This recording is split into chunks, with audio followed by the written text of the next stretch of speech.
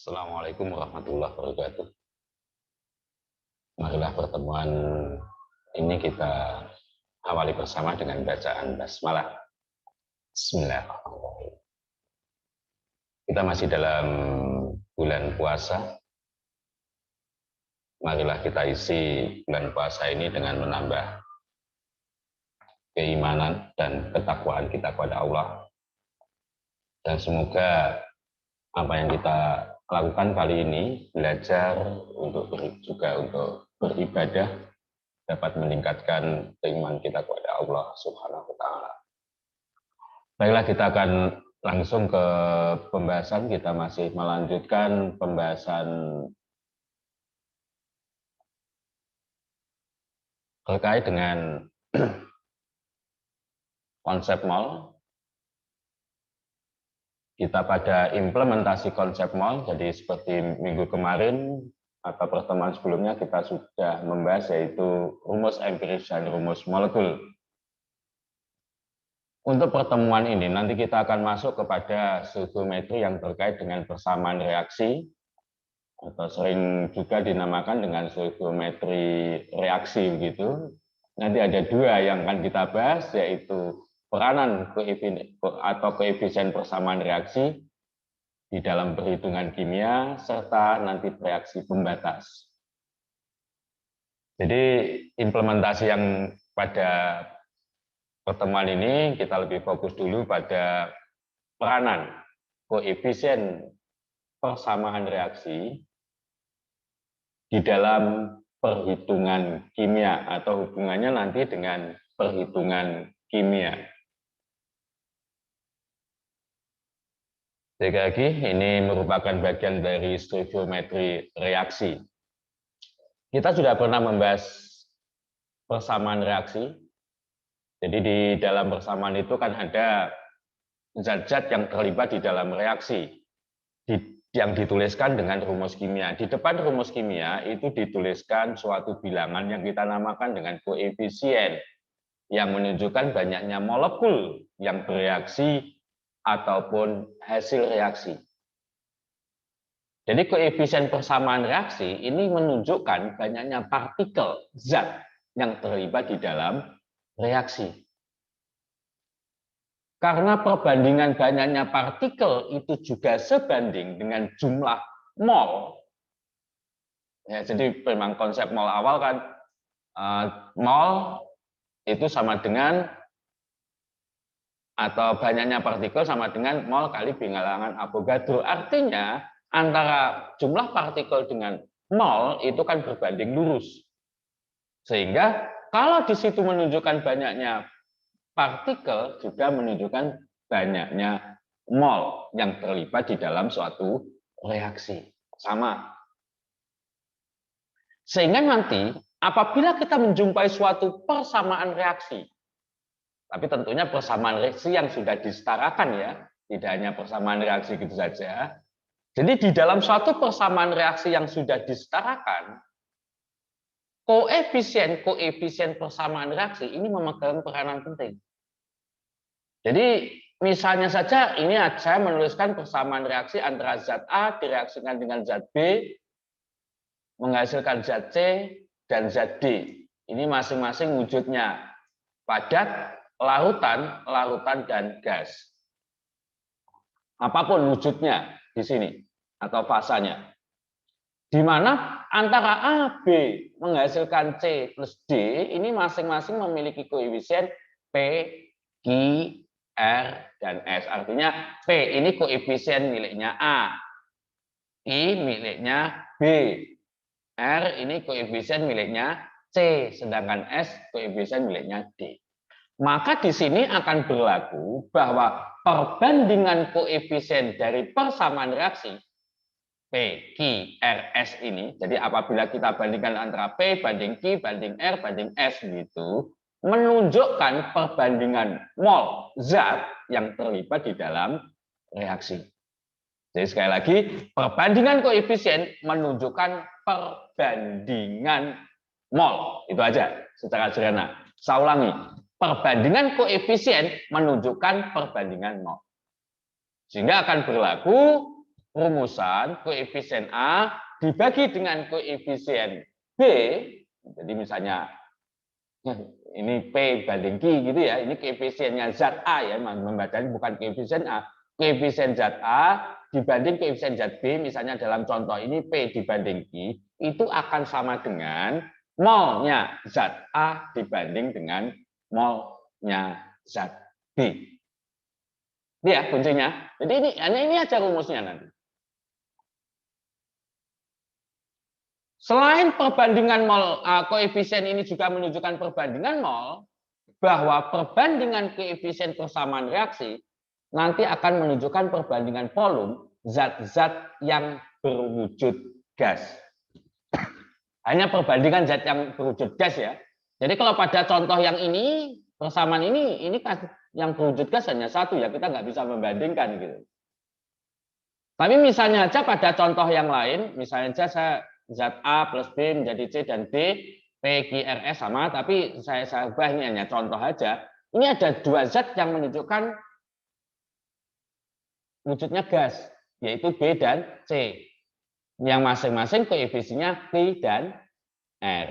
Maka perbandingan koefisien Q dibanding R di sini akan juga menunjukkan perbandingan volume. Jadi kalau ini misalnya ini satu, kalau ini 1 liter ya ini 1 liter. Ini 5 liter, ini ya 5 liter begitu. Ini kalau misalnya ini 1 banding 1. Tapi kalau ini 1, ini 2 misalnya ya. Maka kalau ini 1 liter, ini 2 liter. Kalau ini 10 liter, maka ini 20 liter. Sama dengan tadi, hanya saja kalau ini dikhususkan untuk zat-zat yang berwujud gas. Bahwa koefisien gas A dibandingkan dengan koefisien gas B akan sama dengan volume dari gas A dibanding dengan volume gas B. Nah, dua rumusan ini aja nanti yang perlu Anda ingat-ingat. Jadi perbandingan koefisien menunjukkan perbandingan mol. Perbandingan koefisien juga menunjukkan perbandingan volume khusus zat-zat yang berwujud gas. Untuk menyelesaikan nanti cukup sederhana, jadi nanti langkah-langkahnya. Ini sebetulnya tidak mutlak begitu, ini hanya salah satu cara berpikirnya saja. Anda bisa mengembangkan. Yang penting, yang pertama bahwa persamaan reaksi itu harus setara. Kita jangan, jadi kalau kita menjumpai persamaan reaksi, kita harus mencermati dulu. Apakah setara atau belum? Kalau belum, setarakan. Kita nggak bisa mengerjakan apabila belum setara. Atau kita mengerjakan pada persamaan reaksi yang belum setara, ya tentunya akan menghasilkan hasil yang salah. Jadi pertama syarat mutlak ini persamaan reaksi ini harus setara. Yang kedua menyatakan jumlah mol zat yang diketahui salah satunya.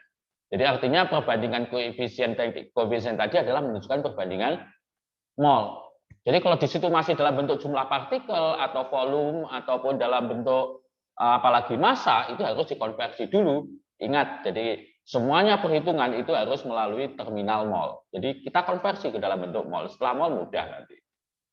Jadi yang ketiga menentukan jumlah mol zat yang ditanya berdasarkan perbandingan koefisien rumusan tadi. Dan tentunya kita bisa menyesuaikan jawaban dengan pertanyaan. Artinya kalau kita menghitung yang ketemu juga mol. Jadi misalnya aja berapa massa, kita nggak bisa mencari langsung. Tetap yang kita cari molnya. Setelah ketemu mol kita konversi ke dalam bentuk massa. Kita langsung aja ke beberapa contoh. Saya tunjukkan 3 contoh ini. Contoh soal yang pertama, ini yang paling sederhana. Misalnya suatu aluminium larut di dalam larutan asam sulfat menghasilkan larutan aluminium sulfat. Reaksinya seperti dan gas hidrogen. Reaksinya Al plus H2SO4 menghasilkan Al2SO4 3 kali plus 3H2.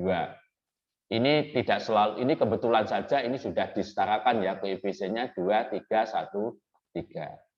Tapi kita harus cek dulu apakah benar begitu. Jadi nanti kalau menghadapi soal seperti ini, cek yang pertama itu kan Anda perhatikan koefisiennya gitu.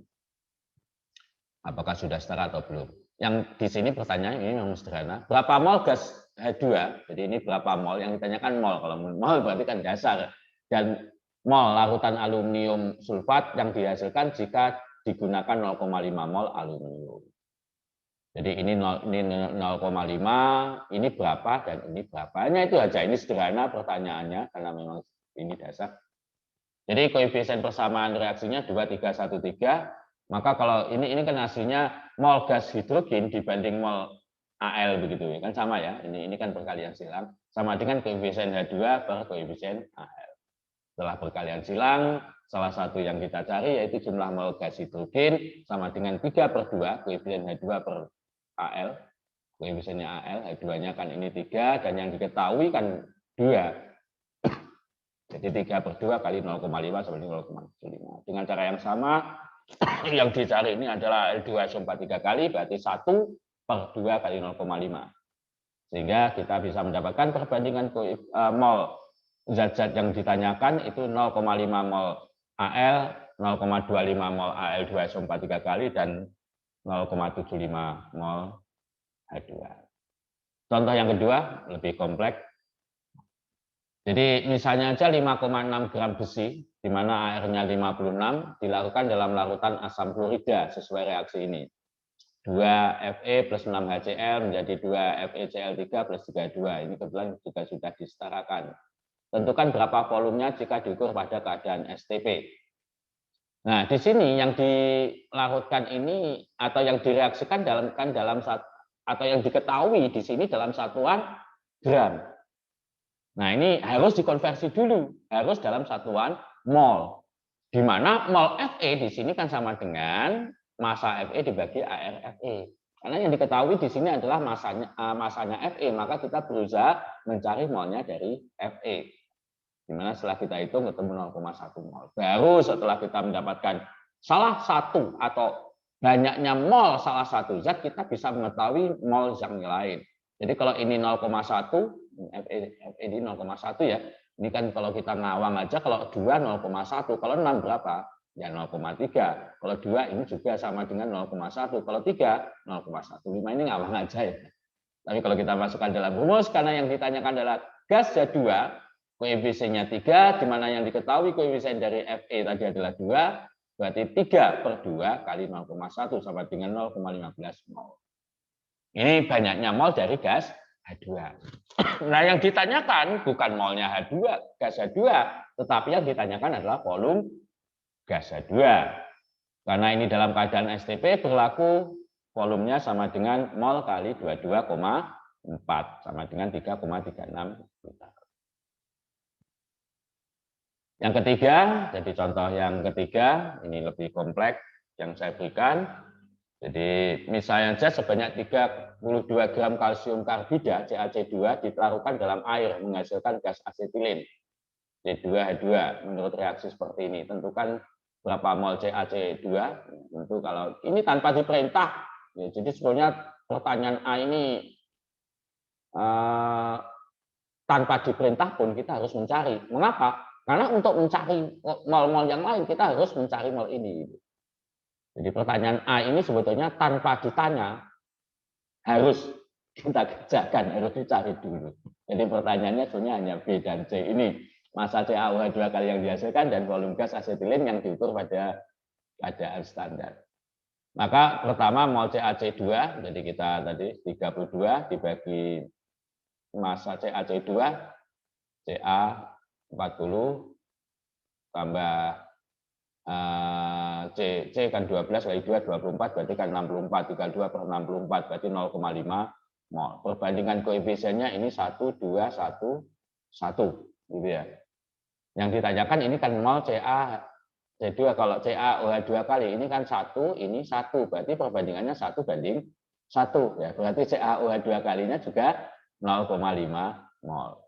Sehingga masanya ya cukup mol kali MR dari CaOH2 kali yaitu 74, maka ketemu 0,5 kali 74 sama dengan 37 gram.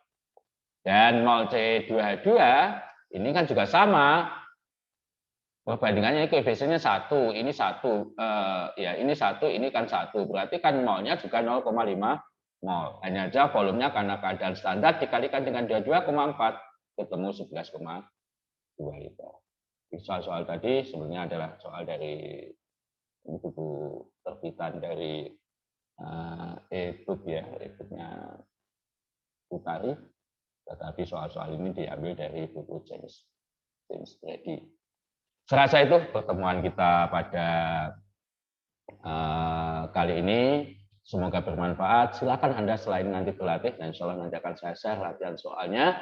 Kita bisa memperdalam bagaimana hubungan peranan koefisien persamaan reaksi dengan perhitungan-perhitungan kimia. Semoga bermanfaat. Kurang lebihnya saya mohon maaf. Marilah pertemuan ini kita tutup bersama dengan bacaan alhamdulillah. Alhamdulillahirobbilalamin. Insya Allah nanti kita lanjutkan pada stoichiometri reaksi berikutnya, yaitu bereaksi pembatas. Saya akhiri. Assalamualaikum warahmatullahi wabarakatuh.